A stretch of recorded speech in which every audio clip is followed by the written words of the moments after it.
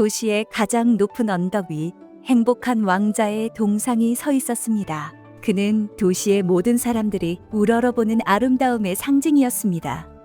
시의원들은 자신의 체면을 세우고 싶을 때마다 이렇게 말하곤 했습니다. 저 행복한 왕자를 보게나 그는 무엇을 달라고 조르는 법이 없단다. 실망한 아이들도 눈물을 흘리는 사람들도 그 동상을 보며 위로를 얻었습니다. 왕자의 모습은 세상 그 무엇보다 찬란했습니다. 온몸은 최고급 순금 얇은 판으로 빈틈없이 덮여 있었습니다. 햇빛이 비칠 때마다 그는 눈부신 황금빛을 뿜어냈습니다. 두 눈에는 별처럼 반짝이는 맑고 투명한 사파이어가 밝혀 있었습니다. 허리에 찬 칼자루에는 붉은 포도주, 빛깔의 커다란 루비가 있었습니다.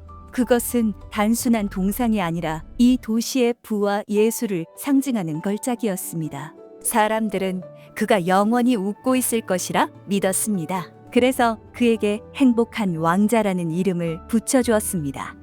그러던 어느 늦가을 밤이었습니다. 작은 제비 한 마리가 뒤처져서 도시 위를 힘겹게 날아왔습니다. 그의 친구들은 이미 6주 전에 따뜻한 이집트로 떠났습니다. 하지만 이 제비는 강가의 핀 갈대를 사랑하느라 시기를 놓쳤습니다. 밤이 깊어지자 제비는 쉴 곳을 찾아 두리번거렸습니다. 너무 추워? 오늘은 어디서 쉬어야 할까? 마침 제비는 높은 돌기둥 위에 서 있는 동상을 발견했습니다. 저기 아주 좋은 자리가 있구나. 맑은 공기도 마실 수 있고. 제비는 왕자의 두 발 사이에 사뿐히 내려앉았습니다. 제비는 주위를 둘러보며 기뻐했습니다. 이건 정말 완벽한 황금 침실이잖아. 날개 밑에 머리를 파묻고 막 잠이 들려던 찰나였습니다. 툭 하고 커다란 물방울 하나가 제비의 몸 위로 떨어졌습니다. 이상하다. 하늘에 구름 한 점 없고 별이 총총한데 비가 오나? 또다시 물방울이 떨어졌습니다. 제비는 고개를 들어 위를 쳐다보았습니다. 그리고 정말 놀라운 광경을 목격했습니다. 행복한 왕자의 두 눈 가득히 눈물이 고여 있었습니다. 그 눈물은 황금뺨을 타고 주르륵 흘러내리고 있었습니다. 달빛을 받은 그 얼굴이 너무나 아름답고 슬퍼 보였습니다. 제비는 측은한 마음이 들어 물었습니다. 당신은 누구신가요? 나는 행복한 왕자란다. 그런데 왜 울고 계신가요? 당신 때문에 제가 흠뻑 젖어버렸어요. 왕자는 낮고 부드러운 목소리로 대답했습니다. 내가 살아있어서 사람의 심장을 가졌을 땐 눈물이 무엇인지 몰랐단다. 나는 슬픔이 들어올 수 없는 궁전에서 매일 춤을 추고 놀았지. 하지만 내가 죽고 나니 사람들은 나를 이 높은 곳에 세워두었어. 여기서는 도시의 모든 추한 모습과 비참한 가난이 다 보인다. 비록 내 심장은 납으로 만들어졌지만 나는 울지 않을 수가 없구나. 제비는 속으로 생각했습니다. 뭐야, 속까지 다 순금은 아니었네? 하지만 예의 바른 제비는 아무 말 없이 왕자의 말을 경청했습니다. 왕자는 계속해서 말을 이었습니다. 저기 멀리 좁고 어두운 골목길에 다 허물어져가는 집이 보이는구나. 열린 창문 너머로 앙상하게 마른 손을 가진 여자가 앉아있어. 그녀는 귀부인의 드레스에 꽃을 수놓느라 손가락이 피투성이가 되었단다. 그 옆 침대에는 어린 아들이 병들어 누워있구나. 열병에 걸린 아이는 오렌지가 먹고 싶다고 보채고 있어. 하지만 가난한 엄마는 줄 것이 강물밖에 없어서 울고 있단다. 제비야, 내 칼자루에 있는 붉은 루비를 저 여인에게 가져다 주렴. 내 발은 애 돌기둥에 붙어 있어서 움직일 수가 없단다. 제비는 투덜거렸습니다. 저는 이집트로 가야 해요. 하지만 왕자의 얼굴이 너무나 슬퍼 보여서 제비는 부탁을 들어주기로 했습니다. 제비는 왕자의 칼자루에서 커다란 루비를 조아냈습니다. 그리고 루비를 입에 물고 도시의 지붕들 위를 날아갔습니다. 마침내 가난한 집에 도착한 제비는 탁자 위에 루비를 놓았습니다. 그리고는 날개로 아이의 뜨거운 이마를 부드럽게 붙여주었습니다. 갑자기 시원해지네. 아이는 편안하게 깊은 잠에 빠져들었습니다. 제비는 왕자에게 돌아와 자기가 한 일을 이야기했습니다. 참 이상하죠? 날씨는 추운데 제 몸은 따뜻한 것 같아요. 왕자가 미소 지으며 말했습니다. 그건 네가 착한 일을 했기 때문이란다. 다음 날 밤 제비는 왕자에게 작별 인사를 하러 왔습니다. 하지만 왕자는 간절한 눈빛으로 다시 부탁했습니다. 제비야, 하룻밤만 더 나와 함께 있어주지 않겠니? 저기 도시 건너편 다락방에 젊은 작가가 있단다. 그는 대본을 써야 하는데 너무 추워서 손이 얼어버렸어. 난로에는 불이 꺼진 지 오래고 굶주림 때문에 쓰러지기 직전이란다. 제비가 물었습니다. 그럼 또 루비를 가져다 줄까요? 왕자가 슬프게 말했습니다. 안타깝게도 이제 루비가 없단다. 남은 건 내 두 눈뿐이야. 아이 눈은 천년 전에 인도에서 가져온 귀한 사파이어란다. 아이 중 하나를 뽑아서 그에게 가져다 주렴. 그는 이걸 팔아서 땔감을 사고 글을 마칠 수 있을 거야. 제비는 울음을 터뜨렸습니다. 안 돼요. 저는 눈을 뽑을 수 없어요. 제비야, 제발 내가 부탁하는 대로 해주렴. 결국 제비는 왕자의 한쪽 눈을 뽑아 청년에게 날아갔습니다.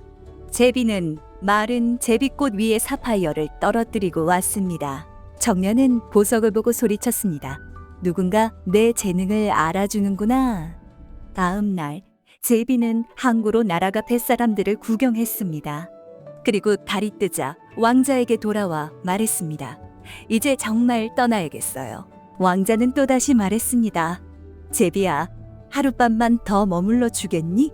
저 아래의 광장을 보렴 자그마한 성냥팔이 소녀가 있단다. 그 아이는 실수로 성냥을 모두 하수구에 빠뜨려 못쓰게 만들었어. 빈손으로 집에 가면 아버지에게 매를 맞을 텐데. 신발도 양말도 없이 맨발로 차가운 눈 위에 서 있구나. 내 남은 한쪽 눈을 뽑아서 저 아이에게 주렴. 제비는 단호하게 거절했습니다. 눈을 뽑을 순 없어요. 그러면 당신은 앞을 전혀 못 보는 장님이 되잖아요. 제비야, 제발. 저 불쌍한 아이를 위해 그렇게 해주렴.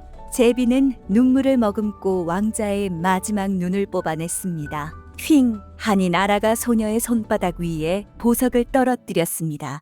어머나, 정말 예쁜 유리알이네. 소녀는 행복하게 웃으며 집으로 달려갔습니다. 제비는 왕자에게 돌아왔습니다. 왕자는 이제 앞을 볼 수 없었습니다. 당신은 이제 장님이 되었군요. 제비가 조용히 말했습니다. 저는 이집트로 가지 않을 거예요. 영원히 당신 곁에 머물게요. 왕자는 거절했지만 제비는 왕자의 발치에서 잠을 청했습니다. 다음 날부터 제비는 왕자의 어깨에 앉아 도시의 이야기를 해주었습니다.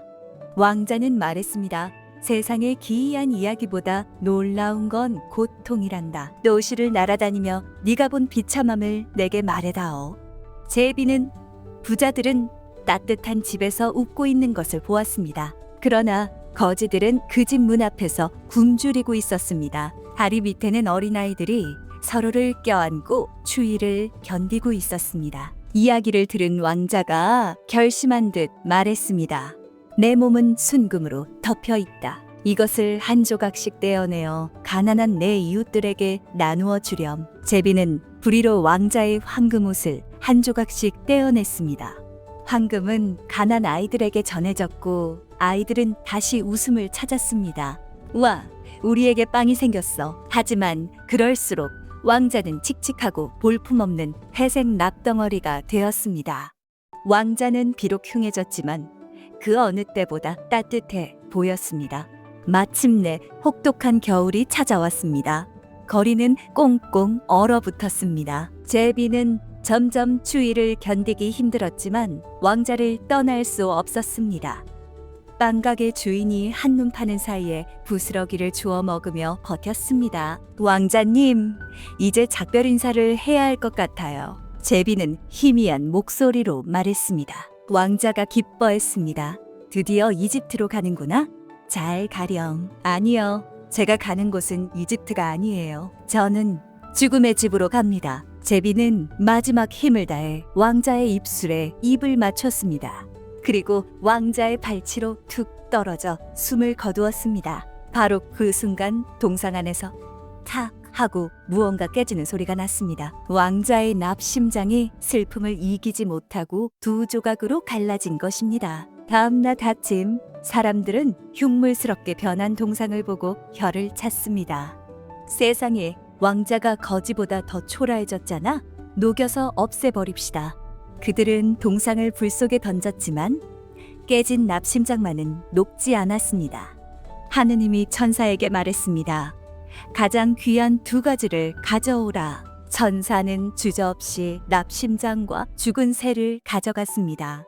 오카니, 이들은 내 정원에서 영원히 노래하고 행복할 것이다. 그렇게 행복한 왕자와 제비는 천국에서 다시 만났습니다. 세상은 그들을 잊었지만 그들의 사랑은 영원히 빛나게 되었답니다.